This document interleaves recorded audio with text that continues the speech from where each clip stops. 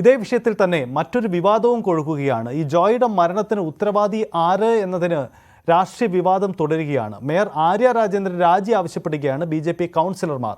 മേയറുടെ ഓഫീസ് അവർ ഉപരോധിച്ചു. ശക്തമായ പ്രതിഷേധമാണ് ഓഫീസിന് മുന്നിൽ BJP പ്രവർത്തകർ നടത്തുന്നത്.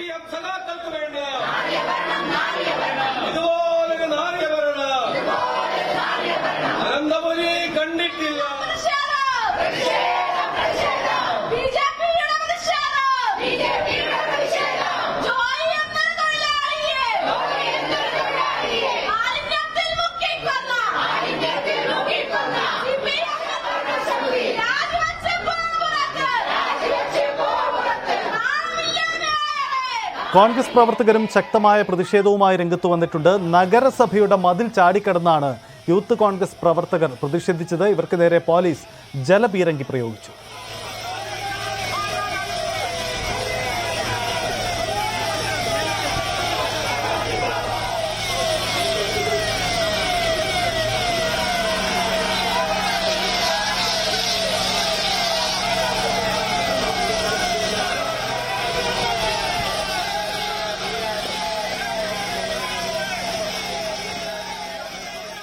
യൂത്ത് ലീഗും പ്രതിഷേധ രംഗത്തുണ്ട്. മതിൽ ചാടിക്കടന്ന് പ്രതിഷേധിച്ച യൂത്ത് ലീഗ് പ്രവർത്തകരെ പോലീസ് അറസ്റ്റ് ചെയ്തു നീക്കി. റെയിൽവേയാണ് ഉത്തരവാദി എന്ന് ആരോപിച്ച് റെയിൽവേ സ്റ്റേഷനിലേക്ക് മാർച്ച് നടത്തിയ ഡിവൈഎഫ്ഐ റെയിൽവേ ഉദ്യോഗസ്ഥർക്കെതിരെ കൊലക്കുറ്റത്തിന് കേസെടുക്കണമെന്നും ആവശ്യപ്പെട്ടിട്ടുണ്ട്. രക്ഷാപ്രവർത്തനം നടക്കുമ്പോൾ പോലും ഉന്നത ഉദ്യോഗസ്ഥർ തിരിഞ്ഞു നോക്കിയില്ല. 50 ലക്ഷം രൂപ അടിയന്തര നഷ്ടപരിഹാരം നൽകിയില്ലെങ്കിൽ ഉദ്യോഗസ്ഥരെ വഴിയിൽ തടയുമെന്നും ഡിവൈഎഫ്ഐ പറയുന്നു.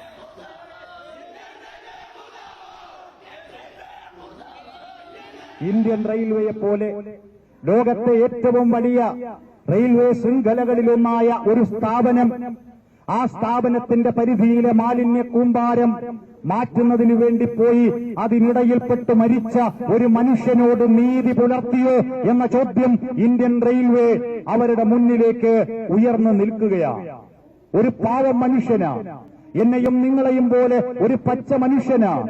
1500 രൂപ കൂലിക്ക് ഈ ഗുരുതരമായ മാലിന്യ കൂമ്പാരത്തിലേക്ക് ഇറങ്ങിച്ചെന്ന് ഇന്ത്യൻ റെയിൽവേ വാസ്തവത്തിൽ ഇങ്ങനെ ഒരു മനുഷ്യനെ കൊലയ്ക്ക് കൊടുത്തതാ. കൊലക്കുറ്റത്തിന് റെയിൽവേ അധികൃതർക്കെതിരെ കേസെടുക്കേണ്ട സാഹചര്യം ഈ നാട്ടിൽ രൂപപ്പെട്ടിരിക്കുക. ഇന്ത്യൻ റെയിൽവേ അല്ലാതെ ആരാണ് ഉത്തരവാദികൾ? ഇന്ത്യൻ റെയിൽവേ അല്ലാതെ ആരാണ് മറുപടി പറയേണ്ടത്? യെസ്, MG മിഥുൻ നമുക്കൊപ്പമുണ്ട്. മിഥുൻ, ഒരു പാവപ്പെട്ട ശുചീകരണ തൊഴിലാളിയുടെ മരണം, അതിന് പിന്നാലെ നടക്കുന്ന രാഷ്ട്രീയ വിവാദങ്ങൾ നിരവധിയാണ്. രാഷ്ട്രീയ ആയുധമാക്കുമ്പോൾ, രാഷ്ട്രീയ പാർട്ടികൾ ഇത് വിവാദമാക്കുമ്പോൾ അവർക്ക് ചില ലക്ഷ്യങ്ങളുണ്ടാവും. അതിനുമപ്പുറം ഈ ജോയിയുടെ മരണത്തെ ചൊല്ലി ഏതു തരത്തിലാണ് രാഷ്ട്രീയ നീക്കങ്ങൾ ഇപ്പോൾ തലസ്ഥാനത്ത് നടക്കുന്നത്? മിഥുൻ.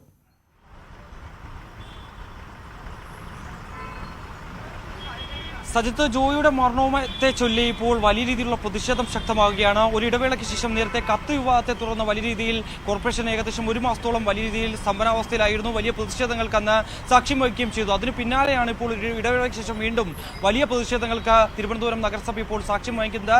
രാവിലെ 8:30യോടുകൂടി BJP കൗൺസിലർമാർ നഗരസഭയ്ക്ക് അകത്തേക്കെത്തി. തുടർന്ന് സെക്രട്ടറിയുടെയും ഒപ്പം തന്നെ മേയറുടെയും ഓഫീസിന് മുന്നിൽ കുത്തിയിരുന്ന് ആ ഓഫീസ് ഉപരോധിക്കുകയും ഒപ്പം തന്നെ ഇരുവരെയും അകത്തേക്ക് പ്രവേശിപ്പിക്കില്ല എന്ന നിലപാടെടുത്തു. മേയർ രാജിവെക്കണമെന്നുള്ള ആവശ്യം BJP കൗൺസിലർമാർ ഉയർത്തുകയായിരുന്നു ചെയ്തത്. ഒപ്പം തന്നെ വിവിധ ഫണ്ട്, അതായത് സർക്കാർ അനുവദിക്കുന്ന ഫണ്ട്, കേന്ദ്രം അനുവദിച്ചിട്ടുള്ള ഫണ്ട്, ഇതെല്ലാം തന്നെ മേയർ തട്ടിയെടുത്തു. അത് പാഴാക്കി കളയുകയും ചെയ്തു. അത്തരത്തിൽ പദ്ധതി നിർവഹണത്തിൽ വലിയ രീതിയിൽ വീഴ്ച പറ്റി. മാലിന്യ സംസ്കരണവുമായി ബന്ധപ്പെട്ട്, മാലിന്യം നീക്കം ചെയ്യുന്നതുമായി ബന്ധപ്പെട്ട കൃത്യമായ ഇടപെടൽ നഗരസഭയുടെ ഭാഗത്തുനിന്നും ഉണ്ടായില്ല.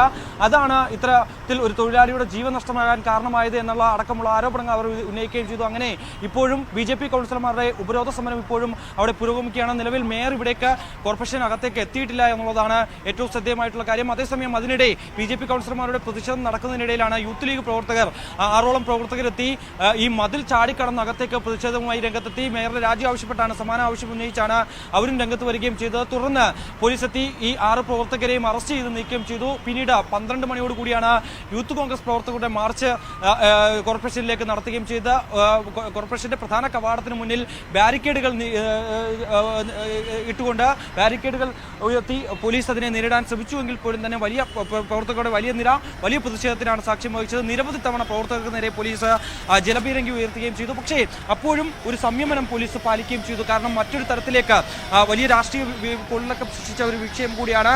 അതുകൊണ്ട് തന്നെ മറ്റൊരു തലത്തിലേക്ക് പോകാതിരിക്കുന്നതിന് വേണ്ടി പോലീസ് പൂർണ്ണമായും സംയമനം പാലിക്കുകയും ജലപീരങ്കി ഒഴിച്ച് മറ്റു നടപടികളിലേക്ക് പോലീസ് കടക്കുകയും ചെയ്യില്ല. സാധാരണഗതിയിൽ ഇത്രയും വലിയ രീതിയിൽ പ്രവർത്തകർ ബാരിക്കേഡുകൾ തള്ളിയിടാൻ ശ്രമിക്കുന്ന വേളയിൽ മറ്റ് നടപടിയിലേക്ക് കടക്കാറുണ്ട്. പക്ഷേ പോലീസ് എന്തോ ഇന്ന് ഒരു സംയമനം പാലിക്കുകയും ചെയ്തു. അതിനുശേഷമാണ് പ്രവർത്തകർ 2 വനിതാ പ്രവർത്തകർ ഉൾപ്പെടെ 6 പ്രവർത്തകർ ഈ കോമ്പൗണ്ടിലേക്ക് മതിൽ ചാടി കടക്കുകയും ചെയ്തു. തുടർന്ന് വളരെ പണിപ്പെട്ടാണ് പോലീസ് ഉദ്യോഗസ്ഥർ ഇവരെ ഇവിടെ നിന്ന് അറസ്റ്റ് ചെയ്ത് നീക്കുകയും ചെയ്തു. ആ ദൃശ്യങ്ങളിൽ കാണുന്ന പോലെ തന്നെ വലിയ പ്രതിഷേധം തലസ്ഥാനത്തെ കോർപ്പറേഷൻ മുന്നിൽ അരങ്ങേറുന്നു എന്നുള്ളത് തന്നെയാണ്. എന്തായാലും നിലവിൽ സംഘർഷാവസ്ഥകൾക്കെല്ലാം തന്നെ അയവ് വന്നിട്ടുണ്ട്.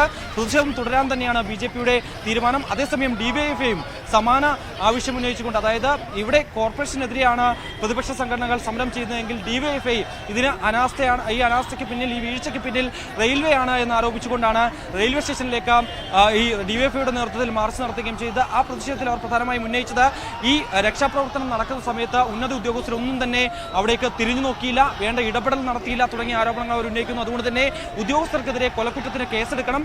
കൂടാതെ തന്നെ ജോയിയുടെ കുടുംബത്തിന് 50 ലക്ഷം രൂപ നഷ്ടപരിഹാരം ഉടൻ അനുവദിക്കാൻ റെയിൽവേ തയ്യാറാകണം. അല്ലെങ്കിൽ ഉദ്യോഗസ്ഥരെ വഴിയിൽ തടയുന്നതടക്കം ഉള്ള ഒരു നിലപാടിലേക്ക് അല്ലെങ്കിൽ അത്തരത്തിലൊരു കാര്യത്തിലേക്ക് കൂടി DYFI കടക്കുന്നു എന്നുള്ളത് തന്നെയാണ്. എന്തായാലും ജോയിയുടെ മരണത്തിന് ആരാണ് ഉത്തരവാദി എന്നുള്ള കാര്യത്തിൽ പ്രതിപക്ഷവും ഒപ്പം തന്നെ ഭരണപക്ഷവും തമ്മിൽ നേർക്കുനേർ നിൽക്കുന്നു. അതായത് ഭരണപക്ഷം പറയുന്നത് റെയിൽവേ ആണ് ഇതിന്റെ അനാസ്ഥയ്ക്ക് പിന്നിൽ, അവരാണ് ഇതിന്റെ ഉത്തരവാദി, അവിടുത്തെ ക്ലീൻ പ്രോസസ് നടത്തേണ്ടത് റെയിൽവേ തന്നെയാണ്, ഇത്തരത്തിൽ കരാർ തൊഴിലാളികളെ നിയമിച്ചതും അതിലേക്ക് ഇറക്കിയതും റെയിൽവേ ആണ്, അന്ന് സുരക്ഷാ ക്രമീകരണങ്ങൾ അല്ലെങ്കിൽ സുരക്ഷയുടെ ഭാഗമായി എന്തെങ്കിലും തരത്തിൽ വീഴ്ച പറ്റിയത് ഉണ്ട് എങ്കിൽ അത് റെയിൽവേയുടെ ഭാഗത്തു നിന്നാണ്, അതിൽ റെയിൽവേ ആണ് കുറ്റം ചാരിക്കൊണ്ട് സർക്കാർ നേതൃത്വം പറയുന്നതെങ്കിൽ അതേസമയം പ്രതിപക്ഷം പറയുന്നത് കോർപ്പറേഷനാണ് ഇത്തരത്തിൽ വീഴ്ച പറ്റിയിട്ടുള്ളത്. കാരണം അവർ ചൂണ്ടിക്കാണിക്കുന്ന പ്രധാനപ്പെട്ട കാര്യങ്ങൾ ഈ വേസ്റ്റ് ഒഴുകി വരുന്നത്, ഈ മാലിന്യങ്ങളെല്ലാം ഒഴുകി വരുന്നത് നഗര പ്രദേശങ്ങളിൽ നിന്നാണ്, വിവിധ ഭാഗങ്ങളിൽ നിന്നാണ്. ഈ ഭാഗങ്ങളിൽ നിന്ന് ഒഴുകി വരുന്ന വേസ്റ്റാണ് ഈ ടണൽ വഴി പോകുന്നതെന്നാണ്.